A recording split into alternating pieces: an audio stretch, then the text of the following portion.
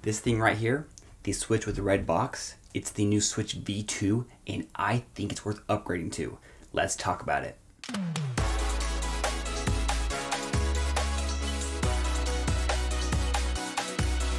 In this video, I'm going to break down all the differences with this new revision. I'll talk about my experience, why you shouldn't regret it if you bought the original, and why I think you should upgrade to the new Switch V2. If you're trying to decide between the Switch and Switch Lite, I have two in-depth videos all about that. This video is specifically all about the V2. Now first off, let's dive into the differences. Obviously, the main difference is the extra long battery life. The battery life has increased by over 2 hours, from 2.5 to 6.5 hours of the original Switch to 4.5 to 9 hours of the Switch V2. This longer battery life is not because of a bigger battery inside the Switch. It's because there's a new revised Tegra processor inside the V2. This new processor is more power efficient, which is what adds the 2 hours of extra battery life. From my experience, this extra battery life of the Switch V2 is definitely really nice to have. I was able to play about 4 hours of Splatoon, plus 3 hours of Enter the Gungeon, while also downloading updates, browsing the eShop, changing settings, etc. All of that on a single charge. What is really great about this upgrade is the battery itself is not bigger at all. This is important because it means it will take the same exact amount of time to recharge your Switch V2 as the original. And because they have the same size battery, this makes external battery banks boost your Switch V2 even more than on the original Switch. So if you have a 20,000 mAh battery bank that can recharge your Switch 2.5 times, that would give you 6 to 16 hours of battery for the original Switch versus 11.5 to 22.5 hours of battery life on the V2. So instead of a 2-hour difference between the OG and V2, there's over a 6-hour difference when using an external battery bank on both. That means if you value battery life and you think you shouldn't upgrade because you already have a battery bank, there is still a huge benefit of upgrading. Now, this is the only official difference, but there are other differences and some misconceptions. For one, the Joy-Con are the same exact updated Joy-Con with the new antenna location and slightly different stick housing that have already been out since around October of 2018. If you bought a Switch or a pair of Joy-Con this year or at the end of last year, those Joy-Con are exactly the same as the ones on this Switch. If you want to know if you have these updated Joy-Con, look on the back, and if they have the model number JCRC3 and JCLC3 instead of C1, then you have the updated Joy-Con. My special edition Nintendo Labo Joy-Con that I got last October have this newer C3 model number, as well as the yellow Joy-Con that I got recently. If you have ever experienced Joy-Con drift, please let me know in the comments if you have the C1 or C3 model number. I'm curious if the C3 has actually fixed drifting or not. I have personally never experienced drifting at all. The Switch V2 screen is a tad bit brighter than the original Switch and could possibly have a different color temperature. Color temperature means warmer or cooler, so depending on how a screen is calibrated or manufactured, it may have a warmer orange tint to it or a cooler blue tint to it. From my experience, I did notice a slight difference in the brightness versus the original Switch, but it's minor. Teardowns have also confirmed that this is a new display. It's the same brand but different model number than the original Switch. It's hard to confirm whether or not the screen color is any different because the original Switch had 3 different variations that could be in your Switch. They varied in color temperature.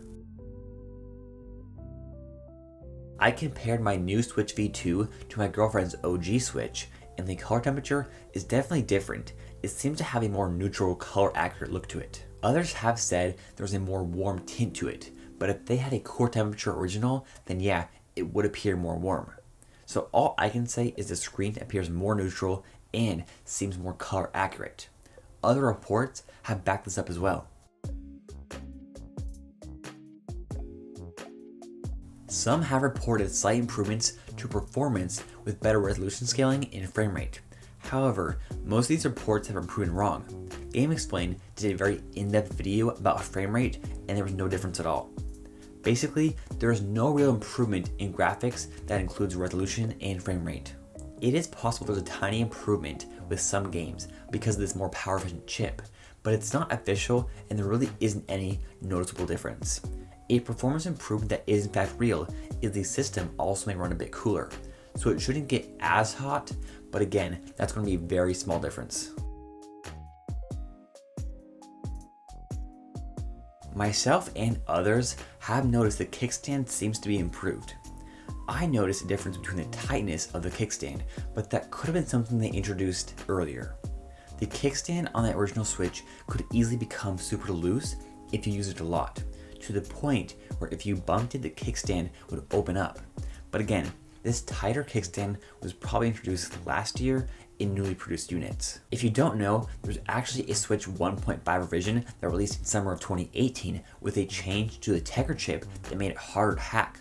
That's why Switch units from 2017 and early 2018 are more valuable. Anyways, these updated Joy-Con could have been out since around then, and the tighter kickstand could also have been introduced then as well. Or it could have been something they added in this year. Stuff like a tighter kickstand are things they can adjust during the manufacturing or assembly process, and so there's not really a way to tell if this is actually a new thing on the V2. Other than that, there really isn't any other difference.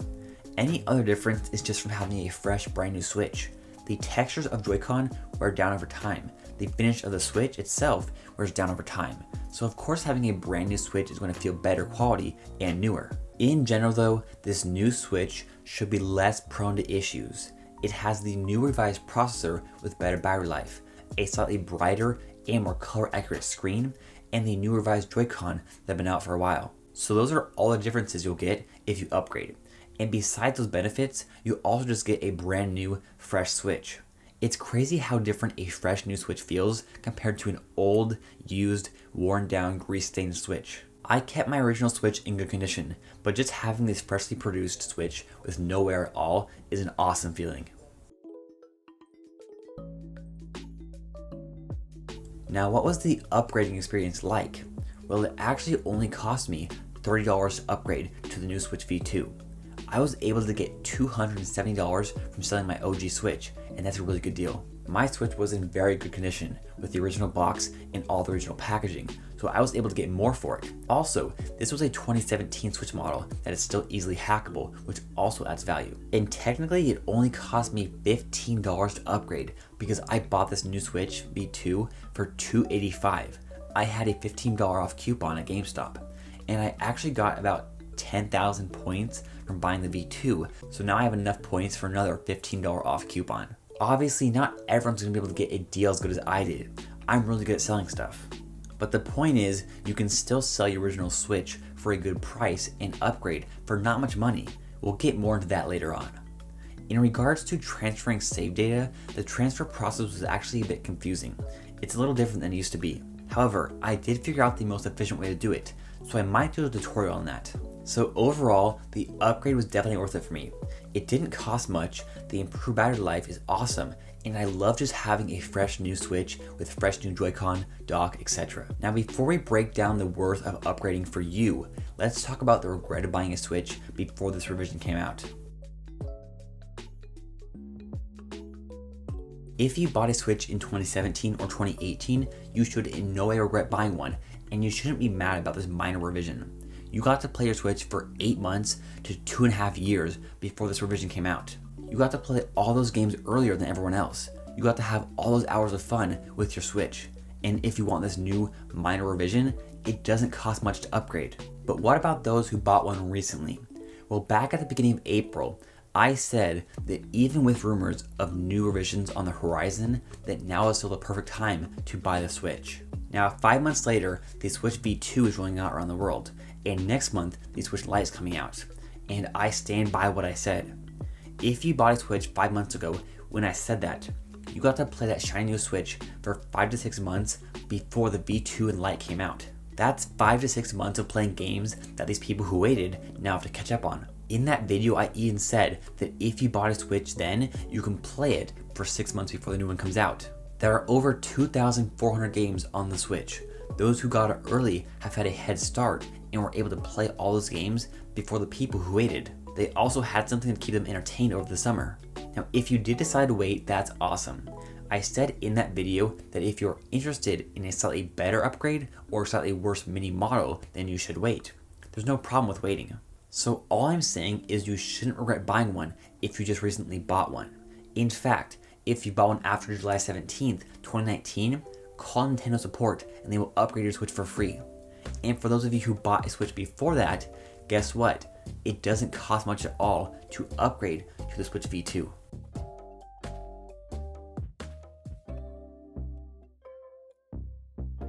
Now, when we talk about the worth of upgrading, the most important factor is how much it'll cost you to upgrade. As I'm recording this, halfway through August, you can still get $250 for your Switch. I have seen many Switches sell recently for $250, even though there have been other Switches selling for $200. So you can sell your original Switch and upgrade for only a little bit of money. If you value battery life, then spending $50 to upgrade is totally worth it. Why spend $50 to $100 on a battery bank when you can dramatically improve your Switch's battery life for the same or less? And like we talked about earlier, a battery bank exponentially increases the battery life of the V2 over the OG. The standard difference is 2 hours, but with a 20,000 mAh battery, that gap reaches to a 6-hour difference. So even if you already have a battery bank, the V2 is going to make that battery bank even more useful. And right now is the perfect time to sell an upgrade to the Switch V2.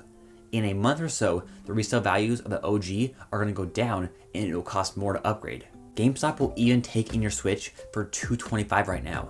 So even if you go the easy route, it's only $75 to upgrade. The fact that GameStop will give you that much means you can easily get $250 for your Switch by selling it on Craigslist or OfferUp. Again, I was able to get $270 for mine, and I've seen many selling for $250. And for those of you who did buy one back when I said it was still the perfect time, you got to play your Switch for 5 months, and now you can upgrade for $50. So yeah, you lost $50, but you got to play all those hours. You basically rented a Switch for 5 months at $10 a month. Not bad. If you are somebody who cherishes battery life, then instead of buying an external battery bank, go sell your Switch and upgrade before the resale value starts to drop. Or heck, do both. Get a battery bank and a new Switch if you have the money.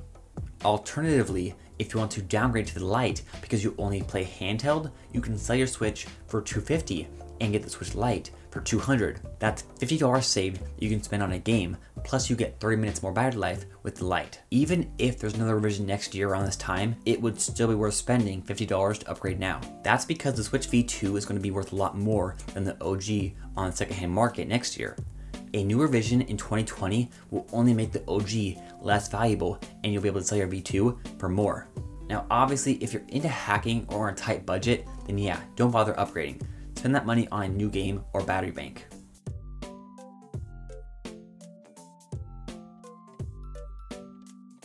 So to conclude, if you value battery life at all, then go and upgrade to the new Switch V2 right now. It only costs about $50 to upgrade, and getting a brand new fresh Switch that has a significant increase in battery life is totally worth that price. Simple as that. And if you regret buying one recently, then don't. It doesn't cost much to upgrade, and if you are fine with the battery life of your Switch, then there's no reason to upgrade anyways. Now I want to hear from you. Have you or are you going to upgrade to the Switch V2? Why or why not? What are your thoughts on this revision? Let me know your take in the comments down below. Thanks again for watching.